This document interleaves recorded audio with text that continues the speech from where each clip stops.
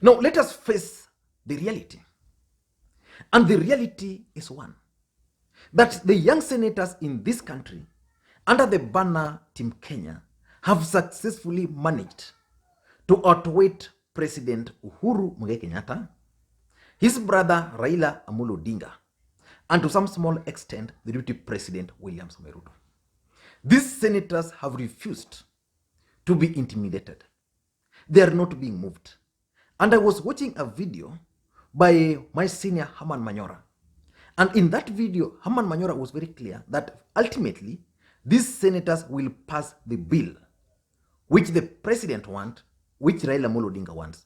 But as things stand today, these senators are not being moved. They have refused to be intimidated. And I was asking myself one simple question. Why should this revenue allocation formula be this divisive? Because Kenyans really celebrated devolution. There are Kenyans who lost their lives fighting for devolution. And devolution has been a good thing in this country. There are certain counties like Manyora and Wajir where cesarean section for the first time were conducted in those hospitals. There are counties in this country where people, locals, saw tarmac roads for the first time, courtesy of devolution. So revenue allocation formula was actually expected, in my view, to unite this country. But why is it proving to be divisive? It is proving to be divisive because of one single thing: politics. The debate on revenue allocation formula has actually shifted from the real issues and to politics. The young senators are using it to achieve their political objectives. And I'm going to explain to you how these guys have successfully managed to create a name for themselves. And the three top politicians in this country, William Ruto, Raila Odinga, and President Uhuru Kenyatta, are also using this revenue allocation formula and debate to achieve their political objectives. Let us start, for example, by President Uhuru Kenyatta. The president, in my view, has the ability to sit down with the senators, and then this issue will be resolved. Of course, being the president of the Republic of Kenya, the president cannot be seen to be interfering with another arm of government, which is the legislature. But as the head of state, the president can create a conducive environment for all these senators to sit down, to discuss this matter soberly, and then once the matter is discussed soberly, then a solution can be reached. But the president is not doing that. He's not doing that because he has a political objective. I know you are going to ask me, what is President Uhuru Kenyatta's political objective in all these revenue allocation formula? Very simple. The president lost Central Kenya. That's a place which has always voted for him to the last man. And this revenue allocation formula and debate is actually personal. They are taking it personal. They are passionate about it. So the president is now using this to gain his ground back. So the stalemate is likely to continue, because for the president to succeed, it means the deputy president, William Ruto, must be seen to be opposing this revenue allocation formula. And how will the people of Central Kenya be convinced that the deputy president is opposed to this revenue allocation formula? Simple thing. The senators from the larger Kalenjin nation must be seen to oppose this revenue formula. In the first instance, all senators from Rift Valley supported the formula, apart from the senator for Nande. No, apart from the senator for Elgeyo Marakwet, Kipchumba Murkomen. But by yesterday, Aaron Cheriot, the Kericho senator, was now opposed to this bill. The senator for Bomet, the one who was arrested, was also now opposed to it. So the only senator from William Ruto's side who is still supporting this bill is the Nandi senator, Samson Cherargei. And of course, there is the Nakuru senator, I'm talking of the vocal senators, then there is the Nakuru senator, Susan Kihika. How will the president use this message or this information? The idea behind the arrest of Bomet senator was actually to incite the residents of that region so that they were going to lit the bonfire on the streets. So they were going to stand with their senator. But the message which was going to come out there is that they were going to pass a strong message to the country that for them, they are saying no to this revenue allocation formula. And by doing that, it's a good music to the ears of the president. So today, people like Moses Kuria can now not accuse Raila Odinga of sabotaging this revenue allocation the way they did when the first debate came up. Because now the heat has been shifted. Now it's the people of Rift Valley who are ideally supposed to stand with the likes of Moses Kuria because they expect the vote there to do that. So in simple terms, the president has an objective of using this revenue allocation formula. Whether he's going to win or to pass, that's not the problem. The problem is he must make sure that the message is loud and out there. I'm yet to read the reaction from the people of Central Kenya who are passionately supporting this revenue allocation formula. Now that the deputy president and all his senators, apart from the Nandi senator, is now seemingly opposed to it. So the president will achieve that. And once that's achieved, then this bill is going to pass the way these guys want it. But the message shall have been passed. Number two, let's look at Raila Odinga. What is Raila Odinga's political objective in this matter? 3. Number one is that Raila Odinga would want President Uhuru Kenyatta to regain control of Central Kenya and the larger Mount Kenya region. Because by the president regaining the control of that region, it's going to be very simple and easy for Raila Odinga to start campaigning and touring the region without any problem. Today, most of these people are claiming that they are opposing the president because Raila joined. So what reason will make them now to support the president? So Raila Odinga is hoping that the president is going to regain the stronghold back. So by doing that, he's basically remaining the way he is to support the president. He's trying to help the president regain that. By president regaining Central Kenya, it's benefiting Raila Odinga. Sorry, I was disrupted a bit by the noise from my neighbor here. Now, number two is the Central Kenya votes. Raila Odinga is still believing that he can still become the president of the Republic of Kenya without the support of Central Kenya. But if he can get that support, then the better for him. So Raila Odinga is expecting that after this debate, he can use it to endear himself to the people of the larger Mount Kenya region. Whether that's going to succeed or not, I still don't know. And number three is Raila Odinga's strongholds. Coastal region specifically. How is it going to affect Raila Odinga? And this is why you don't see Raila Odinga coming out openly to state what he's standing for on this matter. Raila Odinga is saying that he stands for the original CRA formula. Where is that original CRA formula? It's nowhere. It's not before the Senate. It's nowhere. It was changed. So Raila Odinga cannot talk about it. But it's what he's been telling people that for him, he stands for the original CRA formula. And now, what about the deputy president? The deputy president also has a political objective in all this game plan. We all know that the deputy president was actually banking on winning overwhelmingly in Central Kenya.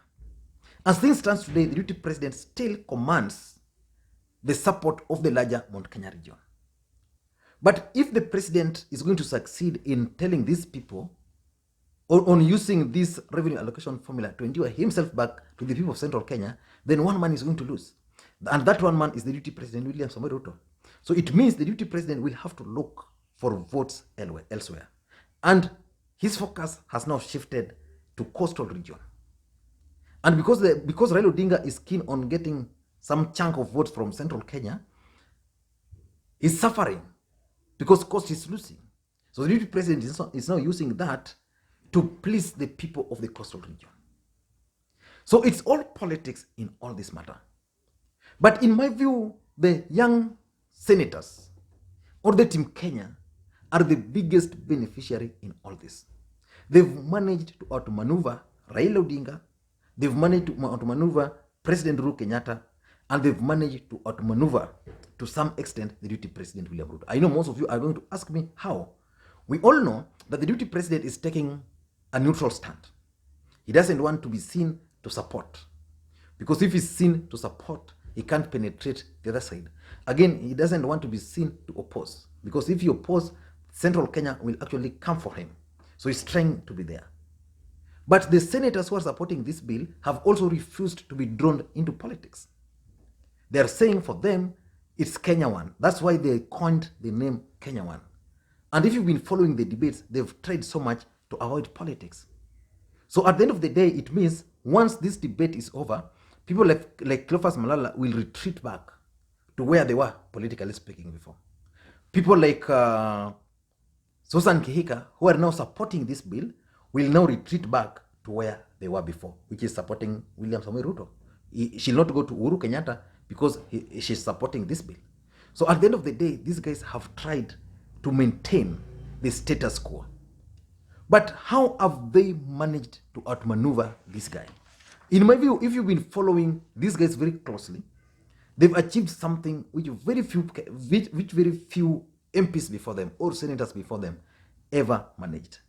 But number one, in my view, these guys have managed to win sympathy from Kenyans. Take, for example, the three who were arrested. That was Christopher Langat, the Bomet senator. This is a guy you can't actually, if I ask you now, do you know Christopher Langat? You might just know him as the senator for Bomet, but you can't put up an image to the name. But yesterday, this guy was arrested. The police raided his home. So people were there. He was driven to Bomet at a very high speed. Of course, when he arrived in Bomet, he was taken to the courts there.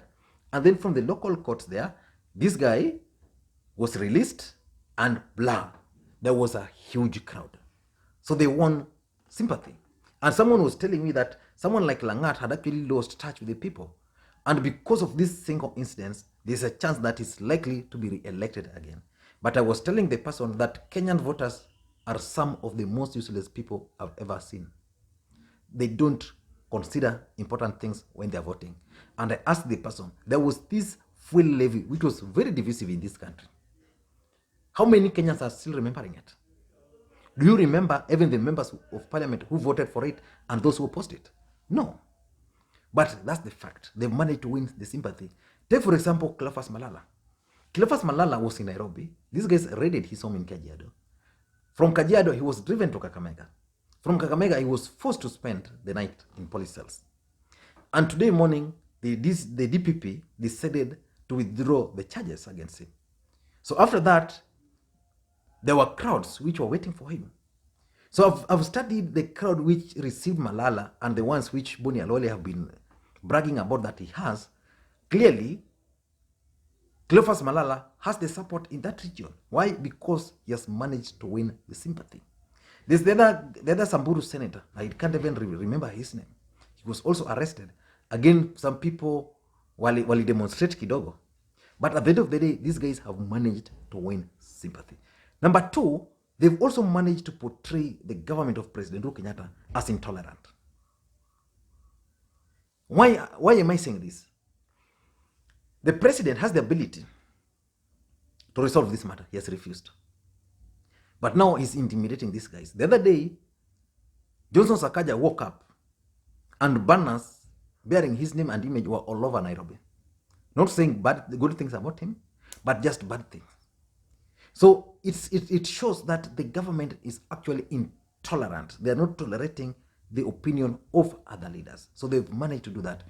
Number three, these guys have managed to fight for Kenya. They've managed to create the impression that they're actually fighting for Kenya.